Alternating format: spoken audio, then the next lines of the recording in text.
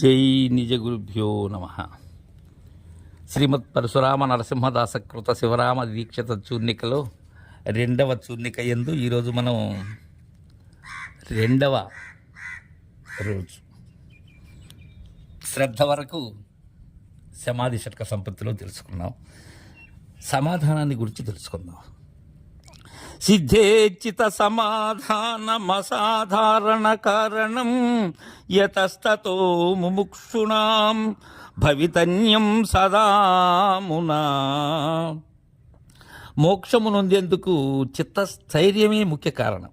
కాబట్టి ఎప్పుడు కూడా చిత్తాన్ని స్థిరంగా ఉంచుకోవాలి. ఇంకా శృత్యుక్తార్థావగాహాయ విదుషాజ్ఞేయ వస్తుని చిత్తస్య సమ్యగాధానాం సమాధానమిదీర్యతే. వేదాంత విషయాన్ని బాగుగా తెలుసుకోవాలి అంటే మనస్సు బాగుగా నిలకడగా ఉండాలి. ఈ విధంగా మనస్సును నిలపటమే సమాధానం. శాస్త్రములలో పెద్దలు చెప్పేటువంటి విషయాలను దీర్ఘాలోచన చేయాలి. చేసి మనస్సునందు సమాధాన పడాలి. ఇక మిక్కిరి తీవ్రమగు విరక్తి ఫలితాన్ని పొందవలెను అనేటువంటి ఎక్కువ కోరిక ఉండు ఎడల చిత్తము ఆత్మయందు నిలుస్తుంది. బ్రహ్మచర్యం బహిరంగ సాధనం, సమాధి షట్కములు అంతరంగ సాధనాలు అని చెప్తారు పెద్దలు. అంతరంగం హిబలవద్బహిరంగాజ్యతస్తతః సమాధి షట్క జిజ్ఞాసోరవశ్యం భావ్యమాంతరం. అంటే బహిరంగ సాధనాల కంటే అంతరంగ సాధనాలు చాలా బలం కలిగినటువంటివి. కావున విజ్ఞానమునందు ఎవరికైతే ఇచ్చ ఉంటుందో వారికి ఈ సమాధి షట్క సంపత్తి అంతరంగ సాధనంగా ఉపకరిస్తుంది. ఇక ఈ సాధన సంపత్తిలో నాలుగవది ముముక్షత్వం. ముముక్షత్వం అంటే ఏంటి? బుద్ధి యందు మోక్షము పొందాలి అనేటువంటి దృఢ నిశ్చయమే ముముక్షత్వం. బ్రహ్మాత్మైకత్వ విజ్ఞానాజ్య ద్విద్వాన్ మోక్షమిచ్చతి సంసార పాశబంధం తన్ముముక్షత్వం నిగచ్చతే. ఈ జీవబ్రహ్మైక్య జ్ఞానము వలన సంసారమును పాశము యొక్క ముడిని విడుచుటకు ఎవరికైతే ఆ వాంఛ ఉంటుందో అదే ముముక్షత్వం.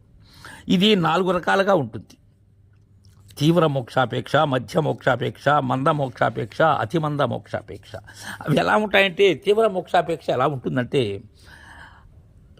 మనల్ని ఒక పులి తరుముకుంటూ వస్తుంది. మనం దాని నుంచి తప్పించుకునేందుకు ఎంత తీవ్రంగా ప్రయత్నిస్తామో అది తీవ్ర మోక్షాపేక్ష.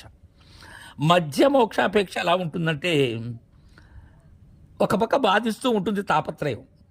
ఎరుగదగిన ఆత్మయైన వస్తువు ఆనందదాయకమని ఎరిగి ఈ సంసారాన్ని విడిచిపెట్టేందుకు మనసు రాదు.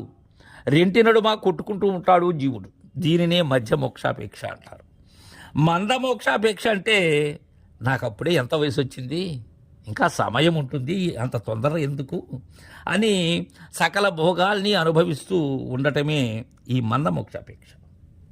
ఇక అతిమంద మోక్షాపేక్ష అంటే దారిని పోయేవారికి రత్నం దొరికినట్లే ప్రయత్నము లేకయే మోక్షము లభించిన ఎడల నేను ధన్యుడినవుతాను అనేటువంటి ఉద్దేశం ఎవరికైతే ఉంటుందో అలాంటి మూఢుడిదే అతిమంద మోక్షాపేక్ష. ప్రజ్ఞానవంతుడైనటువంటి మానవునికి తీవ్ర మోక్షాపేక్షే ప్రధానంగా ఉంటుంది. ఇక ఈ మోక్షేక్ష అనే దాని గురించి ఎలా చెప్తారంటే, లోకంలో ప్రతి ఒక్కరూ కూడా మోక్షాన్ని ఆపేక్షిస్తారు. ఆక్షేపించరు ఎవరు. అది మోక్షేక్ష కాదు. ఇల్లు కాలేటప్పుడు ఆ గృహంలో ప్రవేశించిన వాడు పుత్రమిత్ర కళాత్రాదులు ఏమైరు అని విచారపడి అగ్నిచేత కాలి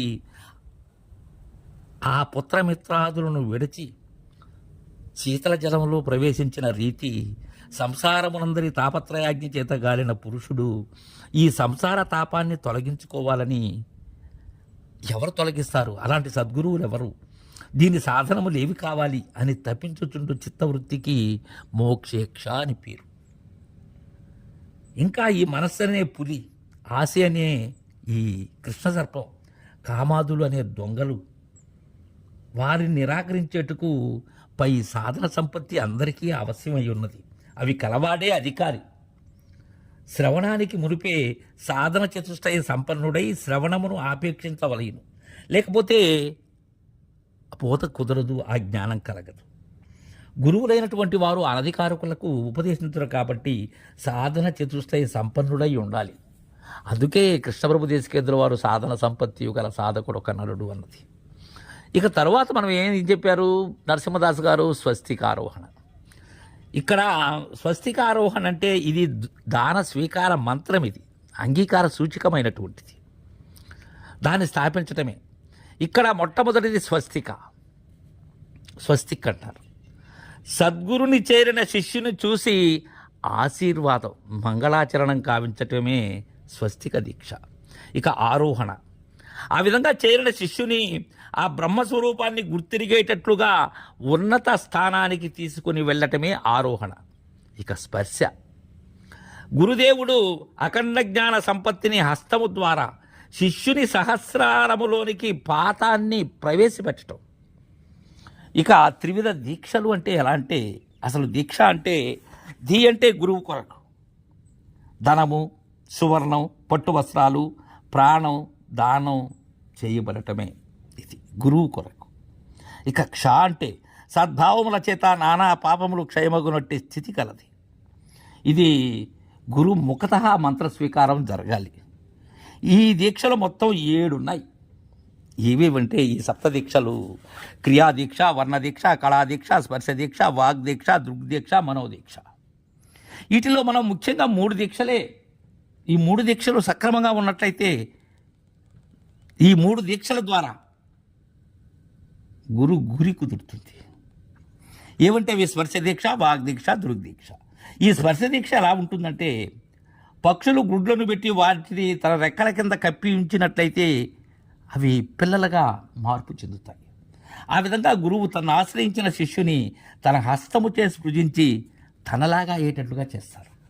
ఇక వాగ్దీక్ష, భ్రమరములో ఈ భ్రమరం మట్టిలో ఉండేటువంటి పురుగులు తీసుకెళ్తుంది. దాని చెవి యందు ఆ నాదాన్ని చేసి కూసి తన రూపం వలె చెప్పుకుంటూ ఉంటుంది. ఈ విధంగా గురువు శిష్యునికి ఉపదేశించి తన వలె గావించుకుంటారు. ఇక తర్వాతది దృగ్దీక్ష. మత్స్యం గుడ్లను పెట్టి తాను ఆ గుడ్లు తిరిగి చూసినట్లయితే పిల్లలైపోతాయి. తద్విధానంగానే గురువు శిష్యునికి ఉపదేశించి వీడు బ్రహ్మ సాక్షాత్కార భావం పొందుగాక అని తలచి శిష్యుని చూడటమే దృగ్దీక్ష. ఇక్కడ భక్తజన వశీకరం అన్నారు పరశురామ నరసింహదాసు గారు. ఏంటంటే మన భారతీయ సాంప్రదాయాలు అనేక భిన్నమైనటువంటి మతాలతో, భిన్నమైనటువంటి సిద్ధాంతాలతో భిన్నత్వంలో ఏకత్వంగా ఉంటుంది. అయితే ఇక్కడ మహనీయులు నరసింహదాసు గారు అన్నిటినీ విడిచిపెట్టి శ్రీమద్ వ్యాస భగవానులు భగవద్గీతలో కానీ భాష్యము యందులో కానీ సాధన చతుష్టయ సంపత్తి చేత పెద్దల యొక్క ఆధారాలు తీసుకుని నరసింహదాసు గారు ఈ శివరామ దీక్షిత చూర్ణికలో ప్రవేశపెట్టారు. అందుకే భగవద్గీతలో ఒక శ్లోకాన్ని మనకు తీరందాస్ ఆంజనేయులు గారు అందజేస్తారు. నహి జ్ఞానేన సదృశం పవిత్రమిహ విద్యతే తత్స్వయం యోగ సంసిద్ధః కాలేనాత్మని విందతి. ఈ జ్ఞానమునకు సమానమైనది, దానివలే పవిత్రమైనది లోకమందు ఇంకొకటి లేదు.